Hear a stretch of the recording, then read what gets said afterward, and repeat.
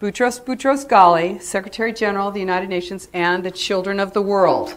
There's all kinds of drawings and pictures in here about, children who are panicked and absolutely beside themselves with the fear that the planet is being destroyed. And here it says the planet groans every time it registers another birth. There's a little workbook in here. It says turning Agenda 21 into action is a big challenge for us all. Thousands of people at the United Nations and in governments are working on it. This booklet will show parents and educators how children can start to be a part of this work. Children are being indoctrinated. Through outcome-based education, they're being trained. They're not being taught, they're being trained like animals to be obedient, to not ask questions, to not dissent, to go along, to get along. This is part of this plan. As elected officials, I'd like you to know something, and that is that the American Planning Association, which is the group that put out Growing Smart, has been working on and indoctrinating planners. They put out a 12-week-long communications boot camp from November 2011 to January 2012, where they said that they panicked. They said people are becoming aware of what's going on. We need to change our jargon. We need to re-educate planners, re-propagandize our elected officials. Right here in the Virginia Chapter Annual Conference, this was from 2011, it says the key strategy should be to inoculate elected officials, cultivate influentials. We want to keep them prepared. We want to change their minds. We want to block the opposition. This is what the American Planning Association is saying now. They are changing their jargon. They don't want to use smart growth anymore. They now use quality growth, and they want you to believe that without planning, you will not have, and I'm not talking, look, planning, I'm an appraiser. The idea of planning is not a bad one. Everyone plans. You leave the house in the morning, you're planning. But this goes beyond planning. What this is far deeper than planning. This is actually changing our form of government.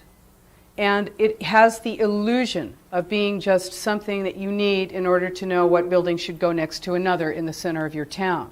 But it is far more than that. What they're saying here is that they want to reframe planning in economic terms. They want to do aggressive outreach and have a game plan for the opposition.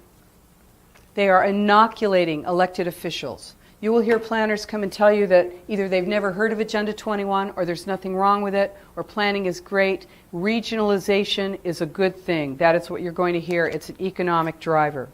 So what's this about? How does it come together? We're talking about greenhouse gas emissions as the mask for this because they say life in the suburbs and the rural areas is unsustainable because we release too many greenhouse gas emissions, right? It's that evil sprawl, which I have to tell you is probably the entire state of New Hampshire. Okay? Now, they say it costs too much to get public transportation out to the rural and suburban areas, so it's better to move all the people into city centers and pack them into smart growth. What's smart growth? It's ground floor retail, 12 feet high, built right to the edge of the sidewalk. 1, 2, 3, or more stories of residential above, could be condos or apartments. Around the back in an alley, you've got access for parking for 1 car or less per unit. Or out in the front, you've got a bike lane. You have 1 lane of traffic because you have done your traffic calming. And you've got a median, and then on the other side of the street, it's the same. You might have a transit-oriented development system there. You might call it a transit village. Used to be a city, now it's a transit village.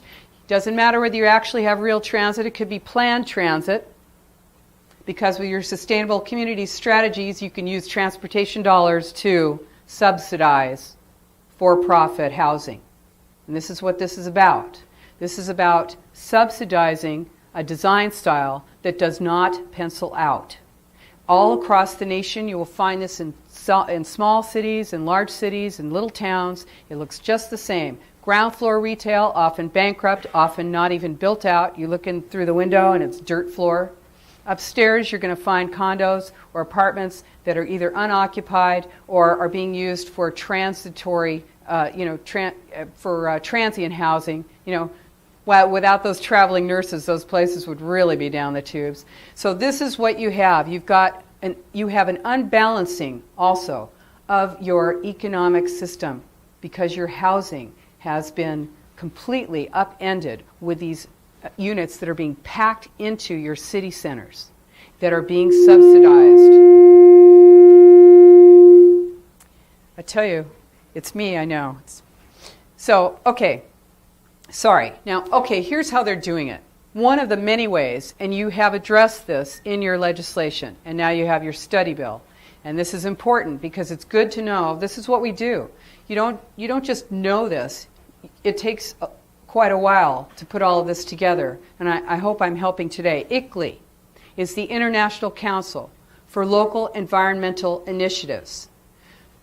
It's an international group. It was founded in 1990 before Agenda 21 with the sole purpose of implementing Agenda 21 worldwide. They say they represent 600 million people in 70 countries around the world, and most people have never heard of them. They are a non-governmental organization, United Nations sponsored. It's a stealth organization. It is a policy and legislation arm of the United Nations. It was designed to monitor and measure your greenhouse gas emissions for a fee, or if you don't have the money, they'll be happy to give you that software without charging you. It is a non-governmental organization made up of elected officials. Now you've got open meeting laws. The public has to be able to come in to any official meeting. But this is a non-governmental group that has elected officials sitting on the boards. My own county, Sonoma County, California, the national board, my county supervisor is sitting on the national board of the International Council on Local Environmental Initiatives. She voted to give an $83,000 no-bid contract to ICLEI to do the greenhouse gas emissions protocols for our county. I reported her to the California Fair Political Practices Commission for a conflict of interest, and they declined to investigate. There is no way to get into these meetings unless you're part of them. You don't know where they meet, you don't know what they're talking about, but they are making policy. Now, you've got 7 cities here in New Hampshire that are members. Now, ICLEI is the International Council of Local Environmental Initiatives, but they've changed their name now. Now they call themselves Local Governments for Sustainability because they realize that we are waking up, we are aware. So, who is a member here in New Hampshire? Keene, Nashua, Portsmouth, Wolfboro, Guilford, Plymouth, Rochester, and something that is not at all unusual, Southwest Regional Planning Commission. You will often find your metropolitan planning organizations and your councils of government are affiliate members of ICLEI. So, back in when Obama was running for office the last time, he made a commitment for the United States. He said that we would be reducing our greenhouse gas emissions 80% below 1990 levels by the year 2050. 80% below 1990 levels by the year 2050. That seems like an awful lot, doesn't it? So I went and I found a chart. I said, at what year were we releasing 80% below 1990 levels of greenhouse gas emissions, CO2, in the United States? So I found a chart. It's in my book. I took 80% off. I went, what year? What year do you think? 1934. A great year for this nation. I'm sure we were producing a lot. And this is what you look at. What do you need? What do you use? We use energy. That is what produces greenhouse gas emissions. Energy production, energy usage, production, industry. In 1934, our nation was in the depths of the Depression. But if you look at it in terms of per capita, We have a lot more people, had a lot more people in 1934, have a lot more people now than we did in 1934. So if you're looking at per capita reductions, we're probably back in the 1880s. In the 1880s. We weren't producing very much at that time. So this is communitarianism. The end justifies the means. It's all for the common good, it's consensus, and it's secret.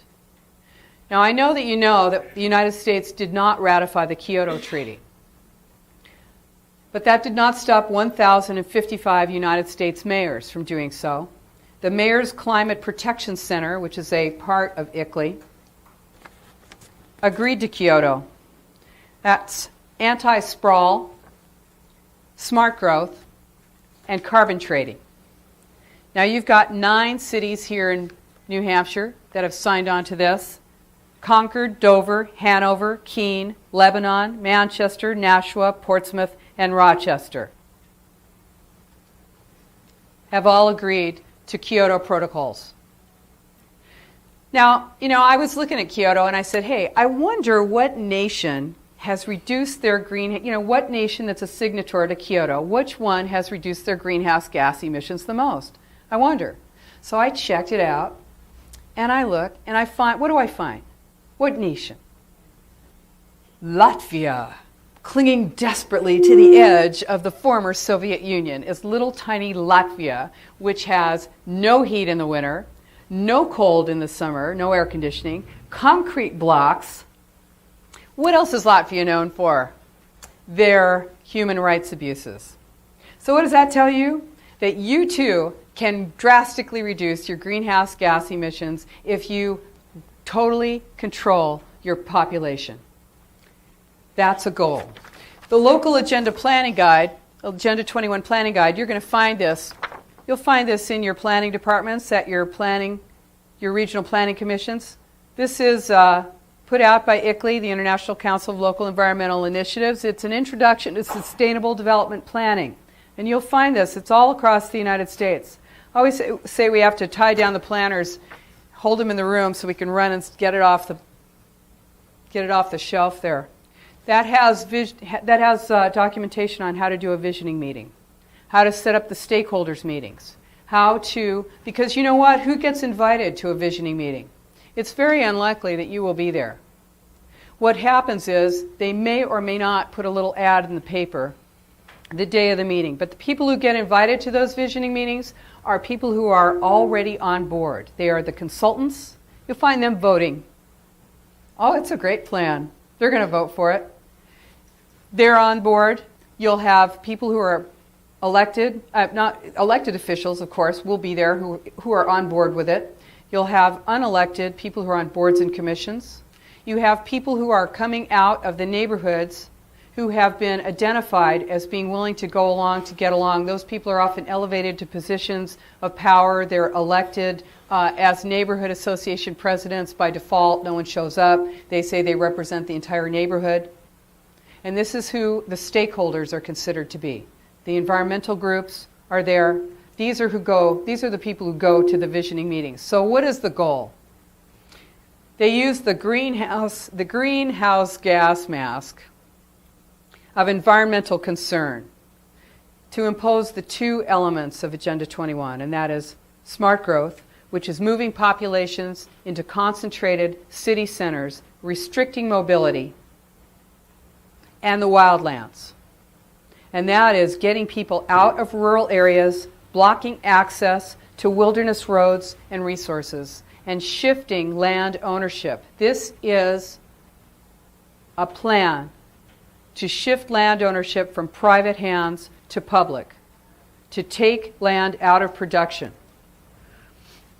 Now, this is the goal, is to move us out of the rural and suburban areas and into the city centers. And you will hear that it's about preserving farmland. It is not. This is not what this plan is about. So what they do is they change your land use documents. Now, your master plan, your comprehensive plan, your general plan, these are the plans that every city, every county, every town, every state, there are some places in the country that don't have them, but most do. And they are pretty much the, the document, the underlying document that says what your town wants to see, has all the different elements of your town. Your zoning has to be brought into compliance with that. Your zoning may not match up with your general plan or your master plan. It needs to be brought into compliance with it. People will not know this until they go in to develop their property. You walk in, you say, hey, I'm in the center of town, I'm zone C2 commercial, I want to put up a little strip center there. Well, no, because in the general plan, in the master plan, you are shown as transit village. That means you have to put ground floor retail and residential. You've got to have mixed use in order to get your permits to develop.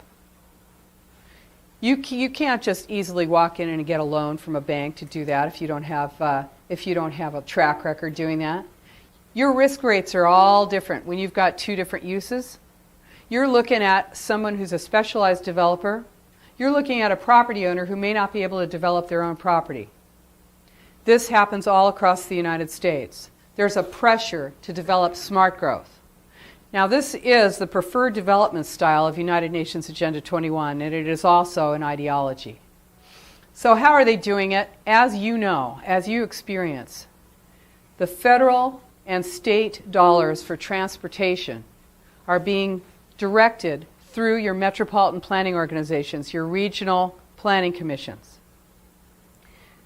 That money, that federal transportation money, is being directed. Housing and transportation for the first time are together because your transportation dollars can be used for smart growth. So the money is being directed in this way, and if communities don't want to play ball, they don't want that, they aren't going to get transportation dollars. So I'll show you, here's the cover of the Marin County, this is a Marin County, California general plan. This is the cover of it. Real nice rural county. Right inside of the general plan, you'll see the image of United Nations Agenda 21 Sustainable Development. This is not unusual. It's all across the United States, Los Angeles County, all over the counties, you'll see it. And, you'll see it as a visioning project, a Granite State future. What is that? 70 counties, 1.3 million people with a vision for the future. You get your grant from HUD, your $3.4 million for your sustainable planning, right? And that is all about smart growth. Your initiatives, your HUD, your HUD, DOT, Department of Energy, EPA, these are grants you get for climate action plans, livable communities, transit-oriented development, complete streets and transit villages. This is all coming through the feds. Excuse me, I'm sorry.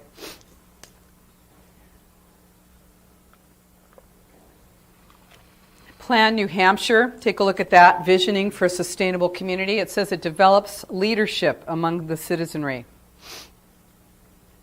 Heals, New Hampshire, healthy eating, active living. Excuse me, obesity. It's called an epidemic now. What does that look like? It looks like you got to change your land use documents so that nobody will be fat. Right? Because you're fat because you live in the suburbs. You have to bring people into the inner city where they're going to ride the bus and then they won't be fat anymore. Right? Dover 2023. Renaissance downtowns for Nashua. What do they say? They say transformative projects for the triple bottom line, which is social, economic, and environmental. That's all part of Agenda 21. Like I said, you're not going to see it. Excuse me. Sorry, I have a cold here. You don't see it called Agenda 21. So you're going to have your corridor management plans. Sorry. I might need to take a minute here. Not yet. You could actually, but I want you to know how incredibly pervasive this is. You've got your corridor management plan that's coming for your scenic byway, right? Yes, and here it is. Land use ordinances can be created to preserve rural character. If you lose your designation, you're going to lose the federal money, right? You want to preserve your corridor by restricting development. Now they say, they say that they don't affect your land use, right? They say they're not directing your land use. That's all about the locals. But if you don't get that money unless you design it and you restrict it, what kind of control do you have? If they're talking about this as a living document, and then you're finding that they change the rules after you've signed on, that's the situation that you have no power over. You've got responsibilities and you don't know what they are. They also talk about balancing your concerns. This is right out of, I'm looking at the corridor management plan here for Dover. They're talking about balancing your concerns. This is this is exactly what I'm talking about, communitarian mob rule. Because the number of owners on 108 is far less than the people who are going to be voting with their clickers in those visioning meetings. Those property owners probably aren't in those meetings. This is communitarianism. In the Bay Area, it's $200 billion. $200 billion over 25 years for all 9 Bay Area counties. And you only get that transportation money if you agree to build smart growth. And where they tell you to. They have priority development areas. You're going to see it. It'll look like the same plan all across the United States, whether it's Dover 2023, whether it's One Granite State Future, whether it's the Hanoi Capital Regional Plan 2030, Hanoi, Vietnam. They're all the same plan. It's an unelected shadow government, and it's sold to you as an economic driver. So, it's an ideology. It's not just a design style. It's new urbanism, and it's anti-rural. You'll find the EPA is partnering in 501c3s. Your federal agencies are creating 501c3s with partners so that they can pressure you to accept these land use plans. It gets worse, though. There's 11 megaregions. You thought we had 50 states. There's 11 megaregions. New Hampshire, look at me. What can I do? I'm sorry I have a cold. I'm doing my best here. New Hampshire. We're used to it. Are you? Really? I know. I was just in Florida, so. New Hampshire is part of the Northeast megaregion. Okay, I know you know that.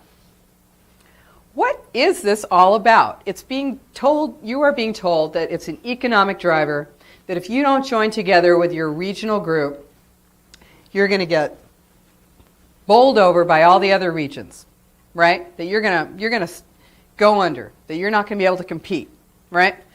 The Northeast megaregion goes from northern Virginia to southern Maine, from the Appalachians all the way to the Atlantic. It's huge. It's part. Now think about this. These break jurisdictional boundaries. This is important because what this means is that as elected officials, you will not have any power. You'll be rubber stamping these unelected boards and commissions. Now they're made up of elected officials, right?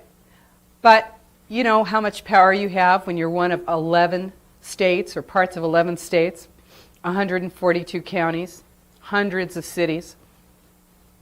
It's part of 11 states, part or all: Virginia, Maryland, Delaware, Pennsylvania, New Jersey, New York, Connecticut, Rhode Island, Massachusetts, Maine, and New Hampshire. But not all of New Hampshire, because a lot of New Hampshire is in the wildlands. Okay, now what is this? The megaregions are 26% of the... Now, I said we were 11 megaregions. It's not that the country got chopped up into 11 pieces. No. It's that this is genius, really, honestly. This plan is so progressed. You've got your 11 megaregions all around. That's a total of 26% of our land area in the United States. They're not contiguous. They're around the country. The other 74% is the wildlands. Now, Here's one, Cascadia, part of Oregon, part of Washington, and part of Canada. The one in Southern California includes part of Mexico.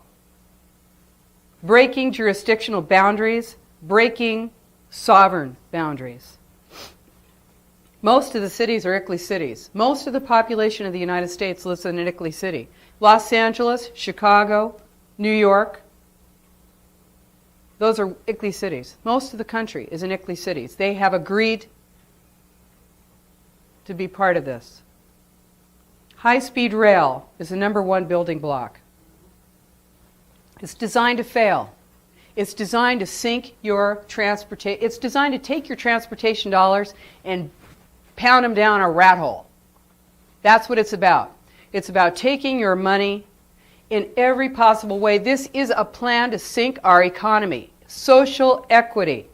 We've got a long way to fall. Like I say, if you've got more than one toilet in your house, you're doing a lot better than most people, and probably one of the poorest person you'll see out on the street here in New Hampshire is wealthier than most of the people that we're talking about bringing ourselves into social equity with. You want to see what it looks like? It looks like the EU, the European Union, which started as a trade agreement. It is designed to fail. Redesigning government. I was just on a international global governance conference. I was one of the speakers at this conference with President Václav Klaus of the Czech Republic, Ambassador John Bolton, former ambassador to the United Nations, and Prime Minister John Howard of Australia. We were talking about global governance, and this is what this is. This is what Václav Klaus, what President Klaus was saying, is that the Czech Republic got its freedom from the Soviet Union only to become basically enslaved by Brussels. The EU is run through Brussels. They have the power to rubber stamp. This is where this is going. Regions, livable communities, sustainable communities, community partnerships, one planet communities, unelected boards and commissions, a loss of our freedom and our sovereignty. This is what it's about. Now, the United Nations has a land use policy. They came up with it in 1976 at their Conference on Human Settlements, which is where we live, by the way. You think you live in a city, it's either a transit village or a human settlement, according to the United Nations. They said land cannot be treated as an ordinary asset, controlled by individuals and subject to the pressures and inefficiencies of the market. Oh no. Private land ownership is a principal instrument of the accumulation of wealth, and therefore it contributes to social injustice. Public control of land use is therefore indispensable. Public control of land use. This is the goal, is to take land out of private ownership and move it into control by the government. If you have doubts about communitarian law in the United States, you look no further than the 2005 Supreme Court decision, the Kelo decision. And what that did not. Some people think that gave government the right to take your property and give it to you. No, that already existed under redevelopment. What the Kelo decision did was it redefined public use. Under the Fifth Amendment of the Constitution, we're guaranteed the right of just compensation when our land is taken for public use by our government, right? Well, public use, it's a road. We think we know what a public use is. No, the Supreme Court changed it to anything that makes more money for your municipality is considered to be a public use. They changed the definition of the public use. The end justifies the means, and this is transferring land. 16% of New Hampshire, 16% of New Hampshire is owned by federal, state, and local government. That's not nearly enough on this plan. We're talking about the wildlands. This is a plan to remove humans and human activity from rural and suburban areas. Now, you are going to find extreme population projections